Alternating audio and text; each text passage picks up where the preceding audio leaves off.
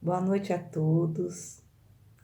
Queremos agradecer a presença de vocês neste encontro semanal, mais uma vez reunidos para falarmos sobre os ensinamentos de Jesus, refletirmos sobre eles e modificar a nossa conduta, que é o mais importante. Então vamos iniciar como sempre fazemos, agradecendo a Deus pela vida, a Jesus, esse irmão querido, pela assistência, pelos mentores que ele permite nos acompanhar nesta encarnação, pelas oportunidades que temos infinitas de recomeçar, de fazer uma nova história e pedir a proteção necessária para todas as situações da nossa vida. Que assim seja. Hoje nós dando sequência ao nosso estudo do livro Opinião Espírita, nós vamos trabalhar e refletir um pouquinho sobre o item 30, que fala sobre caridade e raciocínio. E este capítulo do livro ele foi baseado no Evangelho segundo o Espiritismo, no capítulo 15, mais particularmente no item 5. Porque o capítulo 15 ele vai falar sobre a caridade. E hoje nós sabemos que, como inicia também o capítulo do livro Opinião Espírita, a caridade, a terminologia caridade, a atitude da caridade, as ações caridosas estão permeando as nossas atitudes, graças a Deus, por conta de todos os fatos que vêm acontecendo e que nós estamos despertando para essa necessidade. É muito bom, traz alegria nós tocarmos nesse assunto, porque o tempo que nós tínhamos anteriormente em nossas vidas, que podíamos remeter às nossas situações de caridade, não eram tão marcantes como hoje. Nós estamos ouvindo cotidianamente na televisão, vendo cenas, presenciando e sentindo na pele situações que fazem nós sermos aquilo que Jesus pediu para que fôssemos. E o que ele pediu para nós? Quando nós estudamos o Evangelho de Jesus, por ele ter exemplificado para nós nessa passagem aqui na Terra, nós verificamos que aquela expressão que diz fora da caridade não há salvação, ela está muito próxima à nossa felicidade. Mas o que seria salvação e o que seria caridade? O que Jesus nos ensinou para que outros irmãos pudessem estar reforçando com essas frases, com esses exemplos, com esses ensinamentos em nossa vida. Em primeiro lugar, salvação, diferentemente do que nós podíamos acreditar quando nós não tínhamos o conhecimento da doutrina espírita, que era ter um troféu, uma recompensa por ter sido bom, por ter feito o bem, ter sido justo. E nós hoje já sabemos que a salvação maior é a salvação da nossa consciência tranquila.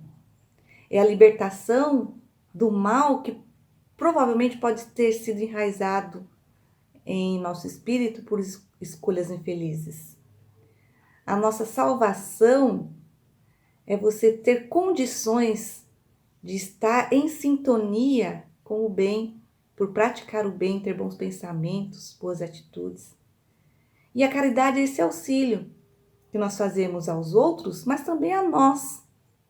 Hoje já temos condições de entender isso. Hoje já temos condições de entender que caridade se faz também a nós. E quando nossos irmãos Emmanuel e André Luiz, que trouxeram essas mensagens pela psicografia de Francisco Cândido Xavier e Valdo Vieira, nesse livro Opinião Espírita, aponta para nós a necessidade da reflexão sobre a caridade, traz para nós também a informação da importância do raciocínio nesse quesito.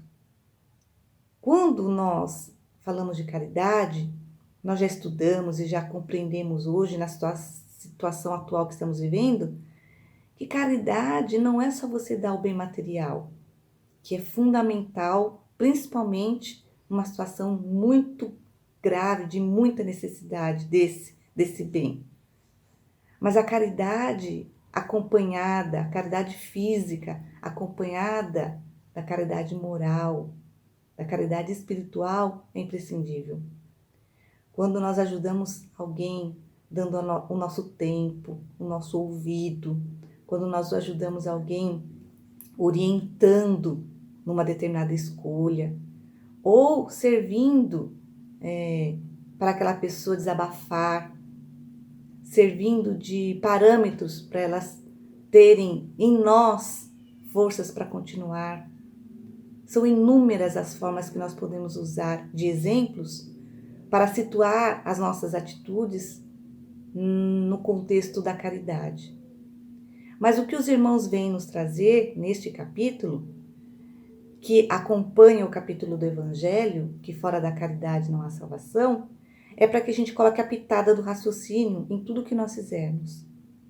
Porque nós podemos confundir, nós podemos ter atitudes que transformem um ato que seria generoso, um ato que seria benéfico, num fardo às vezes, para daquele que nós estamos acreditando estar fazendo o bem.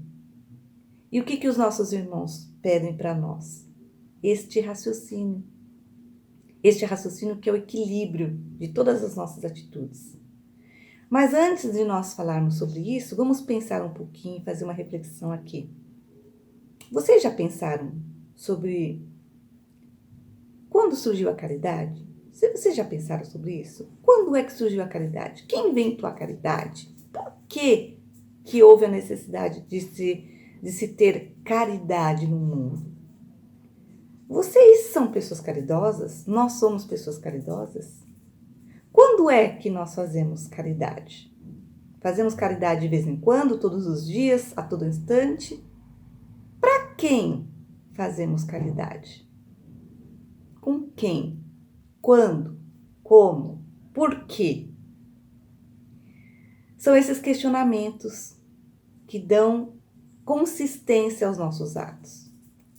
Entretanto, os irmãos espirituais que trouxeram essas mensagens maravilhosas que são compiladas no Evangelho segundo o Espiritismo, já nos alertaram, pelo entendimento e pelo raciocínio, que a pessoa mais caridosa é aquela que nem sabe que faz caridade.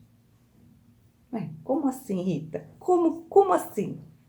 Pois é, quando eu ouvi isso pela primeira vez, eu também me surpreendi e fiquei na dúvida. Como que uma pessoa faz caridade e não sabe o que ela está fazendo? Não é tão difícil de entender. Porque a atitude, quando ela é persistente, a atitude que você faz sempre, com frequência, ela vira um hábito. E esse hábito repetido, ele vai ser natural. Então, quando uma pessoa faz caridade, quando uma pessoa é caridosa, ela tem a constância desse hábito, dessa atitude. Ela não para pensar se ela está fazendo caridade ou não. Ela não para pensar se ela vai ajudar o vizinho, o parente mais próximo ou o parente mais distante. Ela não para pensar se quem ela vai ajudar já é uma pessoa rica ou uma pessoa pobre, necessitada. A pessoa faz caridade por ela ter na essência dela a predisposição ao auxílio. Ela ajuda, ela sente prazer em servir, em estar auxiliando o outrem na sua jornada, na sua caminhada. Nós também já devemos ter ouvido falar que é importante dar o peixe, mas também ensinar a pescar. Sim, é importante nós alimentarmos uma alma faminta, é importante matarmos a sede, é importante dar o sustento para quem necessita quando está sendo privado disso. Mas é importante também ouvir as pessoas, ter atenção às suas necessidades íntimas e impulsioná-las a elas próprias terem condições de buscar o seu alimento, quando assim pode fazê-lo, e ter dignidade de conseguir, com suas próprias mãos, aquilo que ela precisa para a sua subsistência. Muitas pessoas veem algumas pedindo alimento na rua, batendo a nossa porta pedindo o que comer. E há quem julgue acreditando que é fácil para uma pessoa fazer isso. Não que não seja para algumas, pois talvez tenham criado o hábito e agem instantaneamente. Mas você pedir para alguém já é uma condição de que você está se pondo um passo às vezes atrás, na condição de que você poderia estar si próprio buscando a forma de conseguir o que você precisa para a sua vida. Não é fácil pedir. Não é fácil você se colocar numa condição de que alguém vai ter que fazer aquilo que talvez você não esteja conseguindo. E todos nós somos capazes. Todos nós somos capazes de conseguir e todos nós merecemos essa condição de conseguir. Esse é um ponto importante. Para muitas pessoas, elas estão sendo limitadas nessa condição. E é por isso que o mundo precisa ter esse olhar. Quando alguém lhe é tirado a oportunidade de conquistar os seus sonhos, a sua subsistência, os outros, os demais, precisam acolher, envolver e ajudar. Isso faz parte da lei divina. Mas aí vocês podem pensar, mas Deus que está vendo tudo, Ele vê as desigualdades, Ele vê as diferenças, Ele vê uns com, poucas pessoas com muito dinheiro e muitas pessoas miseráveis. Mas Deus não está fazendo nada, Deus não está vendo. Aí vem o ensinamento que a doutrina espírita nos trouxe. Nós não precisamos da desigualdade para mostrar para o outro que somos caridosos. Nós não precisamos da desigualdade para punir. Nós não precisamos da desigualdade para ensinar alguém. A desigualdade existe ainda porque há necessidade de muitos de nós passarmos por algumas experiências de aprendizado. Por vezes, em outras reencarnações, não demos valor ao que tínhamos, desperdiçamos. Muitas vezes, em outras encarnações, não soubemos viver com muito. E as experiências futuras fazem com que cada situação pela qual nós estejamos passando nos ensine algo. Mas não viemos aqui para sofrer, não viemos aqui para depurar com sangue, numa figura de linguagem, a nossa vida. Nós viemos aqui para aprender uns com os outros e nos ajudar mutuamente. Então, quando nós vemos a desigualdade, o sofrimento alheio e não temos atitudes, nós estamos contribuindo para que essa tristeza, essa dor, ainda prolongue-se por muito tempo. O fato é que nós poderíamos acabar com a desigualdade do mundo quando nós mudássemos a nossa forma de viver. Mas isso não significa que aquelas pessoas que precisam de um determinado aprendizado sejam excluídas desse aprendizado. Não. Mas nós iríamos mostrar para elas, com as nossas atitudes, que dá para fazer uma história diferente e ser diferente. Quantos de nós já não precisamos de um ombro amigo? Quantos de nós já não precisamos de um dinheiro emprestado? Quantos de nós já não precisamos de um auxílio quando estávamos doentes? Uma dor que nós estávamos sentindo, alguém veio e deu o braço para a gente ficar em pé. Alguém já nos contou uma história que elevou, que deu esperança. Caridade é isso. Caridade é fazer o outro se sentir diferente do que ele está sentindo. Então, quando nós doamos algo para alguém, que coloquemos o nosso amor, o nosso carinho e mostramos para aquela pessoa que o que nós estamos fazendo para ela, nós também podemos aceitar se nós precisarmos. É isso que faz a diferença. Quando eu dou algo para alguém e eu mostro para ela, eu estou dando para você, porque também se um dia você puder me dar algo, eu vou aceitar. É uma troca. Eu não sou melhor do que você porque eu estou te dando algo. Eu estou fazendo para você o que eu gostaria que fizesse para mim se eu estivesse na mesma condição. Ou também, se um dia eu precisar do que você tem para me oferecer, eu vou estar de coração aberto para receber e aceitar. E assim, o mundo cria uma energia diferente, atitudes diferentes. E nós passamos a ensinar as crianças, os jovens, com essas atitudes bonitas.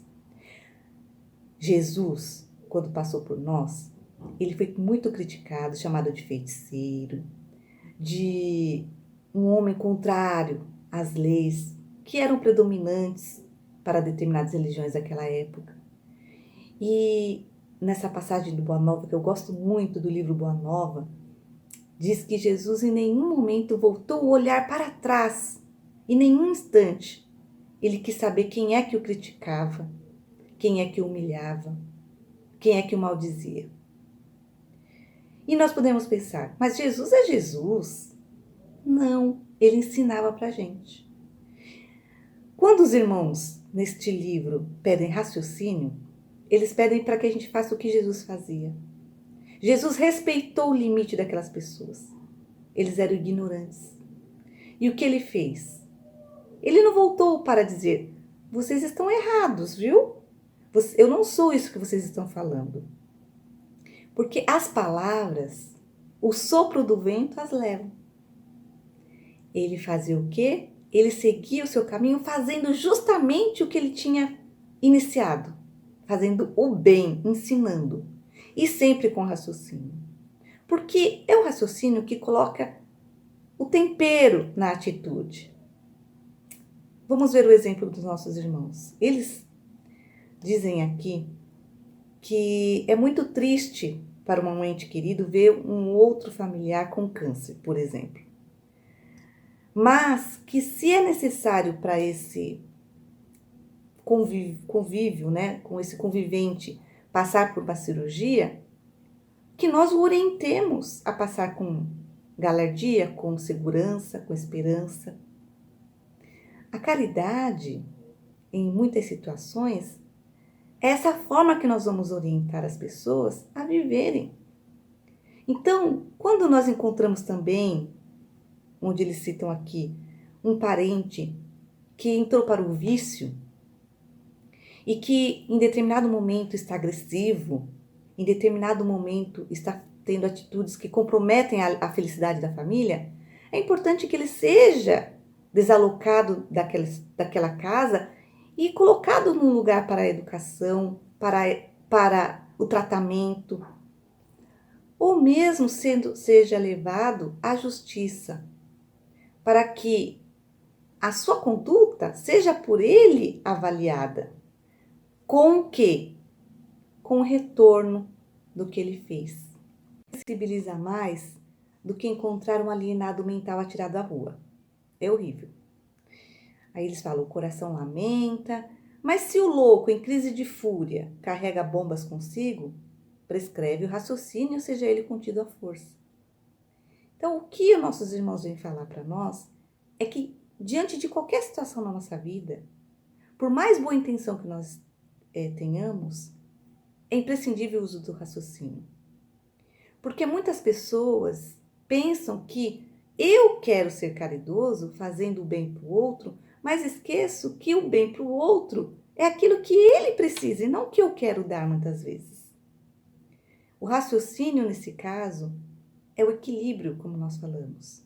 É a ponderação de nossas atitudes para com o outro e essa atitude para com o mundo.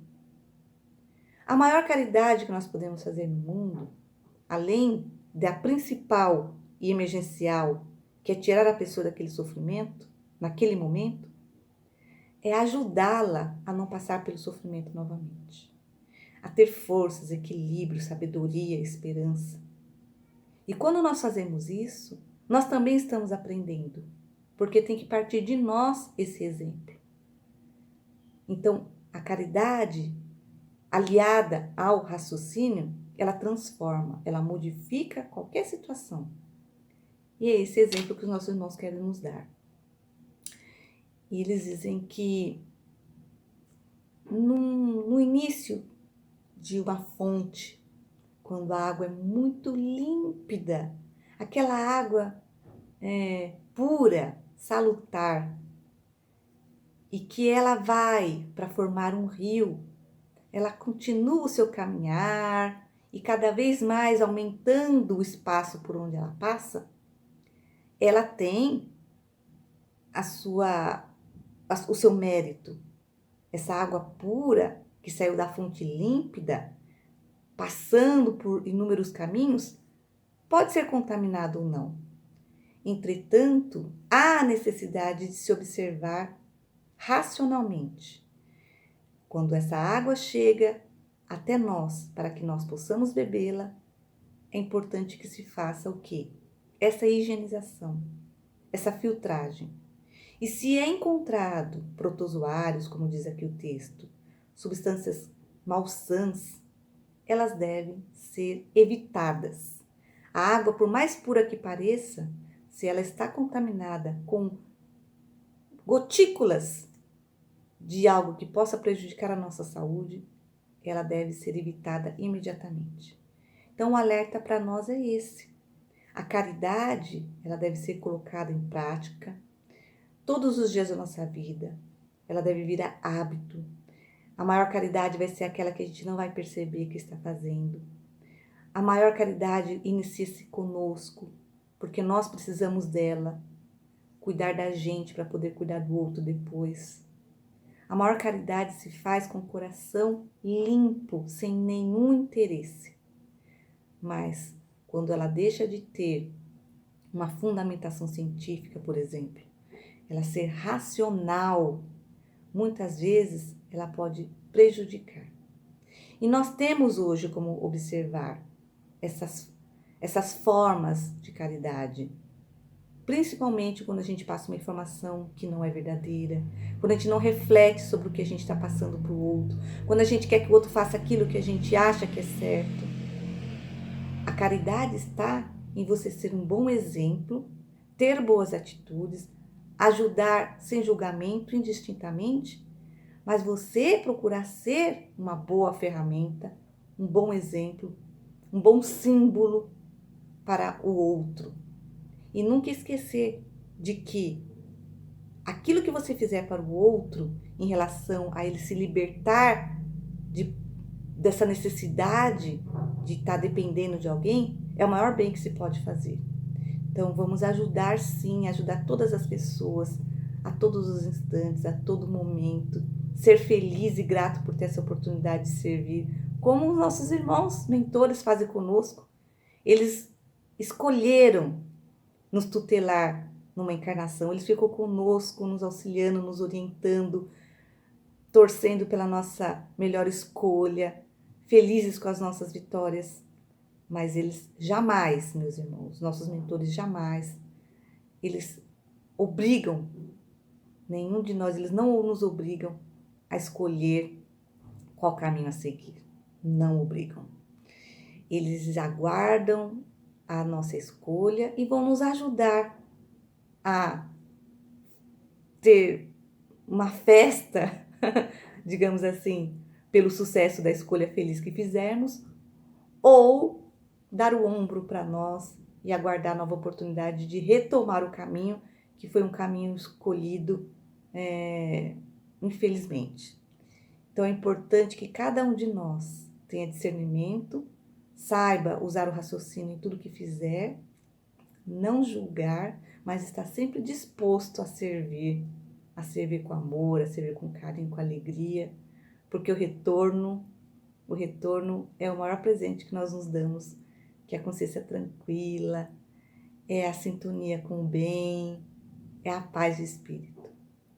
Então eu desejo que todos nós acolhamos esses ensinamentos com alegria, por mais simples que sejam, acolhamos e reflitamos, porque se vem de Deus, é divino, é maravilhoso. Então fiquem em paz, muita alegria, muita bondade para todos e que possamos estar juntos na próxima semana, com a permissão de Jesus, com o auxílio dos bons espíritos, fazendo o bem, servindo, amando e transformando esse mundo a partir de nós. Muita paz a todos, meus irmãos, que assim seja.